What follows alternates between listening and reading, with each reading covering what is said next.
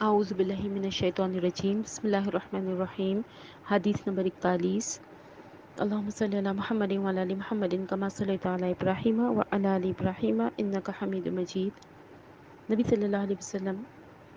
ایک دن تشریف لائے تو صحابہ کرام فرماتے ہیں کہ ہم نے اللہ کے رسول کے لیے پانی رکھا، آپ نے وضو کیا اور 3 بار اپنا منہ دھویا اور دونوں ہاتھ کوہنیوں تک 2 بار دھوئے اور سر پر مسح اس طرح کیا کہ ہاتھ آگے سے پیچھے لے گئے اور پیچھے سے آگے لائے اور پھر دونوں پاؤں دھوئے۔ یعنی اس حدیث میں نبی صلی اللہ علیہ وسلم کے لیے جب پانی رکھا گیا، آپ نے وضو کی تو آپ نے جو تھا اپنا منہ دھویا اور ہاتھ کوہنیوں تک 2 بار دھوئے۔ یعنی اس حدیث سے پتہ چلتا ہے کہ 3 کے علاوہ اگر 2 دفعہ یا 1 دفعہ بھی دھو لیے جاتے ہیں وضو کے اعضاء تو بھی وضو پورا ہو جاتا ہے۔ اور اس میں خاص طور پہ مسح کا طریقہ بتایا کہ پہلے ہاتھ جو تھے اللہ کے رسول آگے سے پیچھے کی طرف سر کی طرف لے کر گئے اور پھر وہی ہاتھ جو تھے اسی طریقے سے آپ پیچھے سے آگے کی طرف لائے اور بعد میں آپ نے دونوں پاؤں دھوئے۔ تو اس حدیث سے ہمیں جو ہے وضو کا طریقہ اور مسح کا طریقہ پتہ چلتا ہے اور یہ بھی پتہ چلتا ہے کہ اگر 3 کے علاوہ 2 یا 1 دفعہ بھی وضو کے اعضاء دھوئے جائیں تو اس کی اسلام میں اجازت ہے۔ پھر ایک اور چیز یہ کہ ہم نے ابھی بات کی تھی کہ دائیں ہاتھ سے جو ہے وہ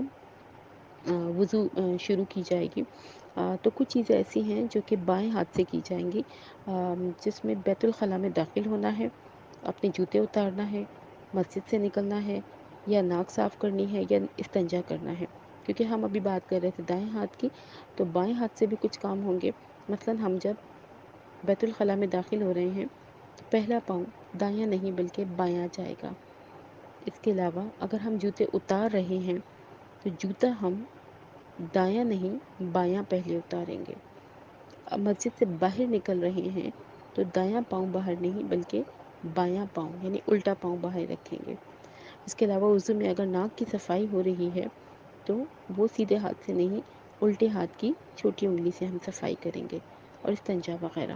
تو بہرحال یہ حدیث جو ہیں ساری 41 اور 40 یہ ساری ہمیں وضو کے طریقے اور آداب بتاتی ہیں کہ ہمیں جو ہے وہ کس طریقے سے وضو کرنا ہے۔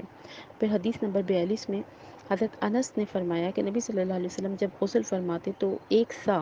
یعنی تقریباً 3 لیٹر 5 مد جو تھے وہ پانی استعمال کرتے تھے اور تقریباً 2.5 پاؤ پانی سے وضو کرتے تھے۔ تو اس حدیث میں جو ہے وہ پانی کی مقدار بتائی ہے، تو غسل کے لیے تقریباً 3 جگ یا آدھی بالٹی پانی کافی ہوتا ہے۔ اور سنت سے جو ہم نے دیکھا کہ نبی صلی اللہ علیہ وسلم جو 1 سا لیتے تھے یا 5 مد لیتے تھے یا 3 لیٹر لیتے تھے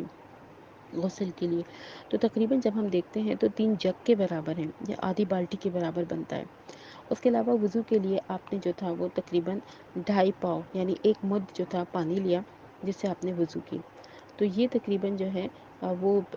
2 یا 2.5 گلاس کے قریب پانی بنتا ہے۔ اس کی وجہ یہ ہے کہ اسراف نہ ہو سکے پانی کا،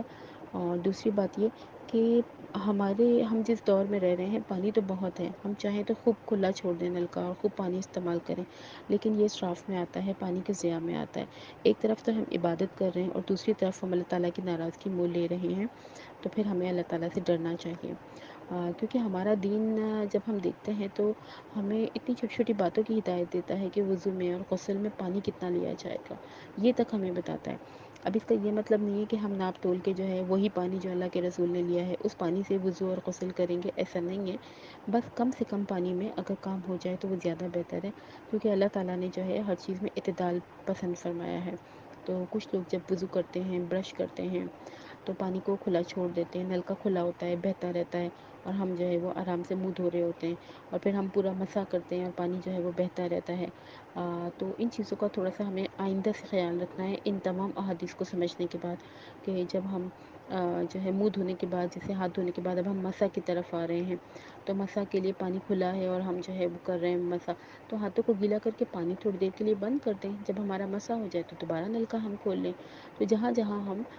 پانی کا استعمال کم کر سکتے ہیں انشاءاللہ تعالی ہم پانی کا استعمال کم کریں گے، کیونکہ ہمارے ذہن میں یہ حدیث ہے کہ 2 کالی چیزوں کا حساب ہوگا، ان میں سے ایک کھجور اور دوسرا پانی ہے۔ تو انشاءاللہ تعالی اللہ تعالیٰ سے دعا ہے کہ ہمیں اللہ تعالیٰ جو ہے وہ عبادات میں اعتدال اور بہترین طریقے سے سنتیں پوری کرنے کی توفیق عطا فرمائے۔ وآخر دعوانا ان الحمد للہ رب العالمین۔